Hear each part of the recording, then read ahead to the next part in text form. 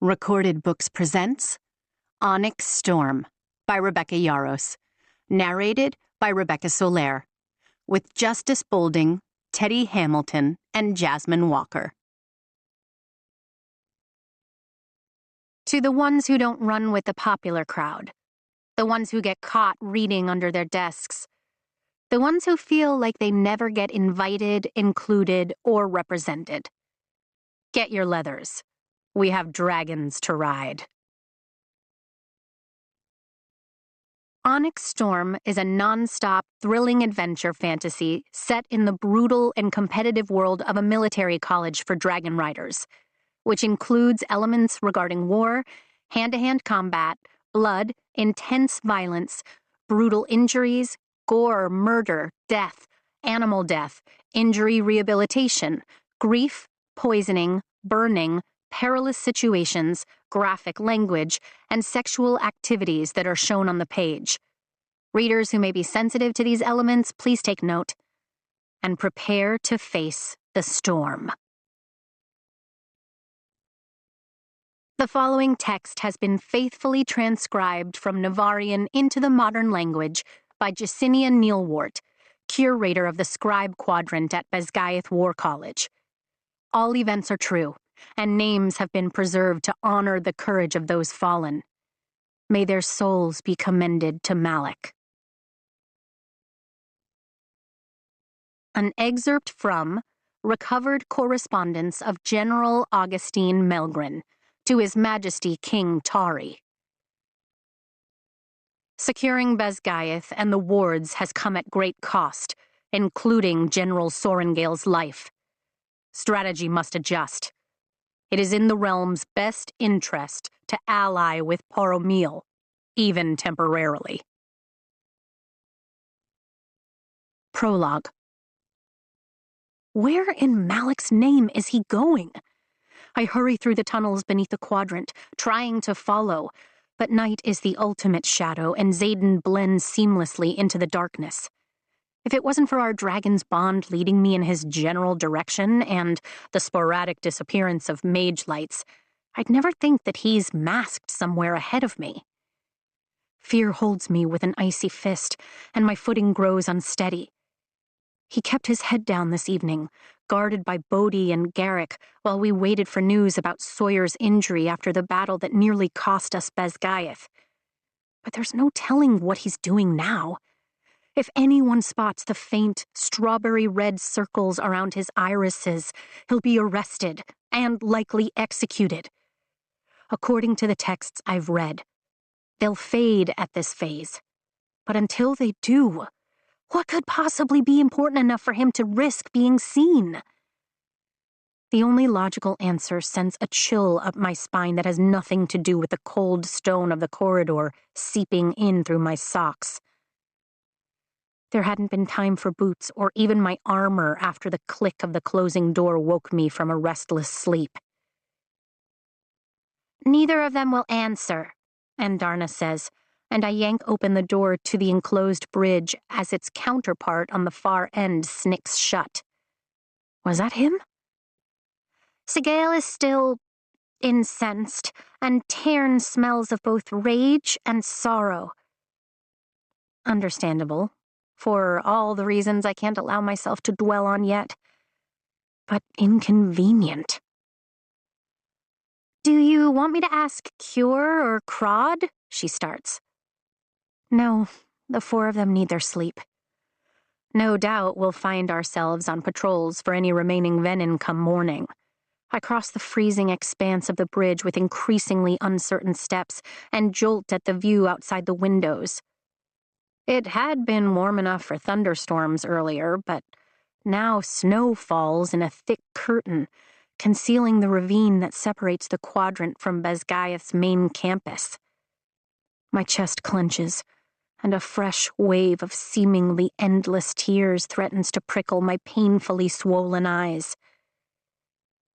It began about an hour ago, Andarna says gently. The temperature has fallen steadily in the hours since... Don't go there. My next breath shakes, and I force everything I can't handle into a neat, mentally fireproof box and stash it somewhere deep inside me. It's too late to save Mom, but I'll be damned if I let Xaden get himself killed. You can grieve, Andarna reminds me as I pull open the door to the healer quadrant and enter the crowded hall. Wounded in every color of uniform line the sides of the stone tunnel, and healers dart in and out of the infirmary doors. If I wallow in every loss, that's all I'll ever have time for. I've learned that lesson well over the past 18 months. Passing a set of clearly intoxicated infantry cadets, I cut through what's become an expanded sick bay, searching for a blur of darkness. This part of the quadrant didn't sustain any damage, but it still reeks of sulfur and ash. May your mother be remembered! To General Sorengale, the flame of Basgaeth! One of the third years calls out, and my stomach twists tighter as I forge ahead without reply. When I approach the corner, then turn it, I see a patch of darkness enveloping the right side of the wall for a stuttering heartbeat. And then the stairwell to the interrogation chamber appears, flanked by 2 groggy guards. Shadows slip down the steps. Fuck. Usually I love being right, but in this instance I was hoping otherwise. I reach for Xaden mentally, but there's only a thick wall of chilled onyx. I have to get past these guards. What would Mira do? She would have already slain your lieutenant and been confident in her choice, Andarna answers. Your sister is an act first, ask questions later kind of writer. Not helpful. What little I'd eaten for dinner threatens to reappear. Andarna's right. Mira will kill Xaden if she finds out he's channeled from the earth, regardless of the circumstances. But confidence? That's not a bad idea.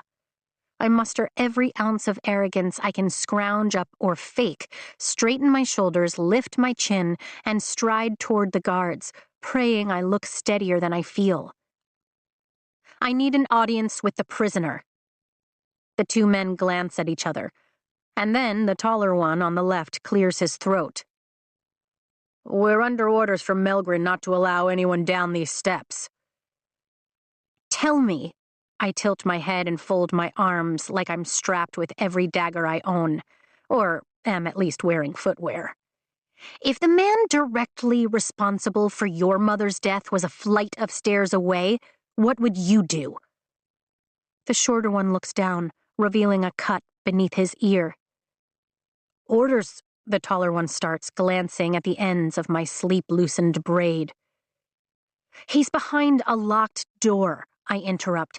I'm asking you to look the other way for 5 minutes, not give me the key. My gaze darts poignantly to the keyring hanging on his blood-stained belt.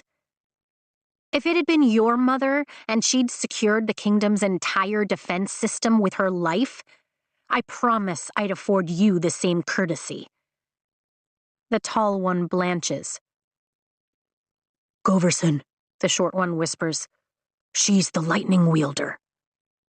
Goverson grunts, and his hands flex at his sides. 10 minutes, he says. 5 for your mother, and 5 for you. We know who saved us today. He motions toward the stairwell with his head. But he doesn't know. None of them realize the sacrifice Xaden made to kill the sage, their general. Thank you. I start down the stairs with wobbling knees, ignoring the pungent scent of wet earth that claws at the outer edges of my composure. I can't believe he came down here. He probably seeks information, Andarna notes. I cannot blame him for wanting to know what he is. The longing in her voice startles me on multiple levels. He isn't a soulless venom. He's still Xaden. My Xaden, I snap, holding tight to the one thing I'm certain of as I make my way silently down the stairs. You know what channeling from the earth does, she warns.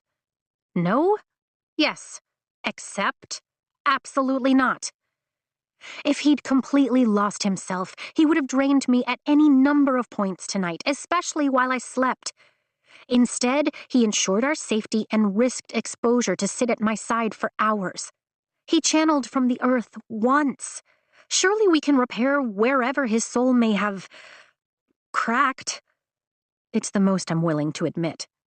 I already know what Tarn thinks, and the possibility of fighting both of you is exhausting, so please, for the love of Amari, be on my side. The bond directly between us shimmers. All right. Really? I pause on the stairs, splaying my hand on the wall to catch my balance.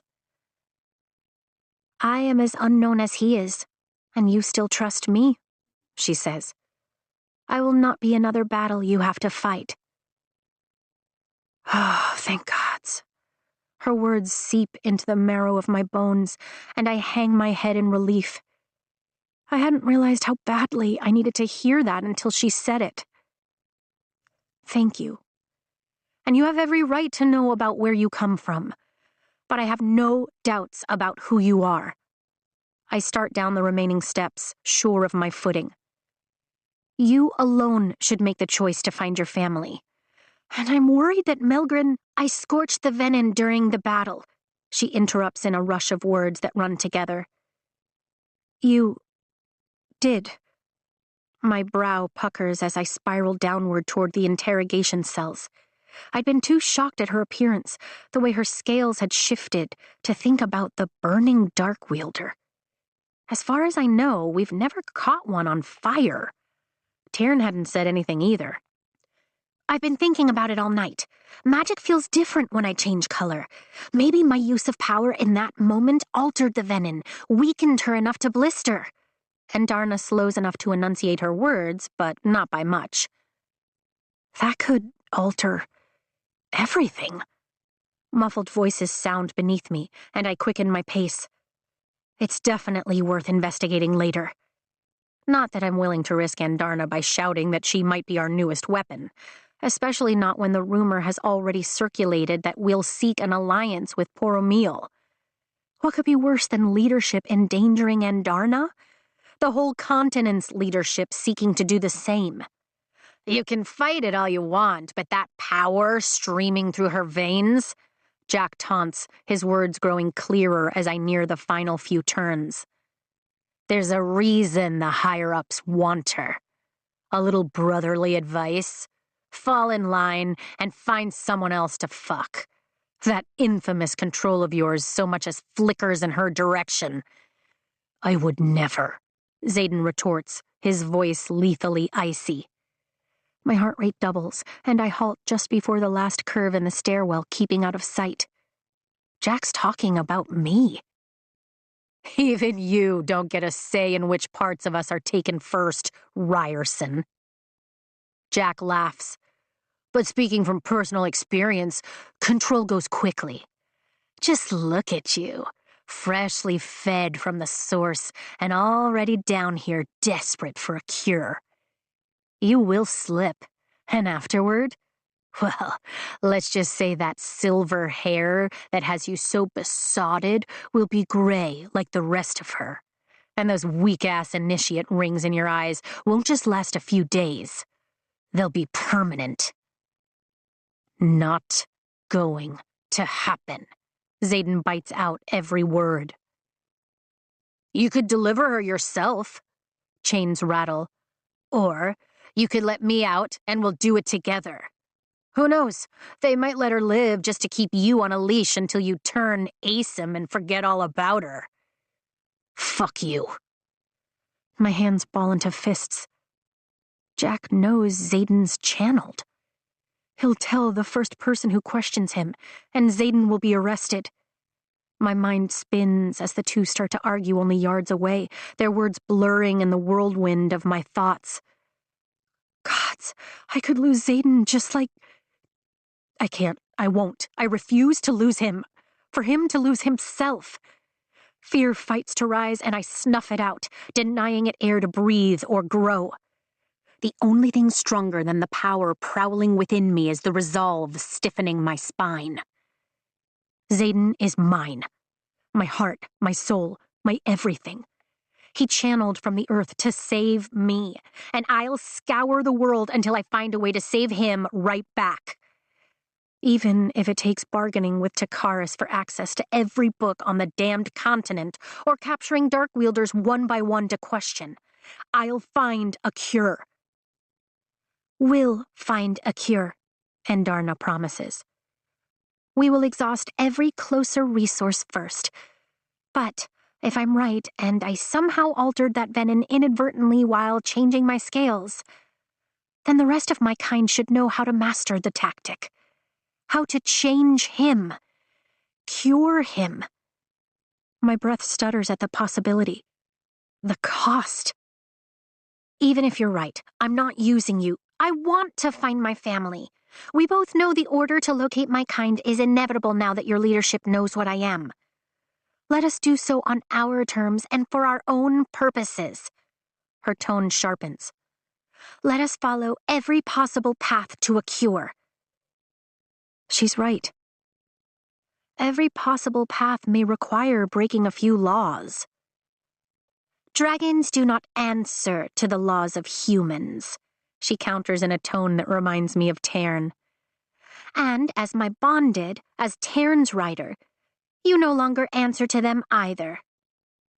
Rebellious adolescent, I mutter, forming half a dozen plans, half of which might work. Even as their rider, there are still some crimes that would demand my execution. And that of whomever I trust to involve. I nod to myself, accepting the risk. At least for myself. You'll have to keep secrets again, Andarna warns. Only the ones that protect Xaden. Which currently means preventing Jack from revealing this conversation without killing him, since we can't afford the manhunt the death of our only prisoner would cause.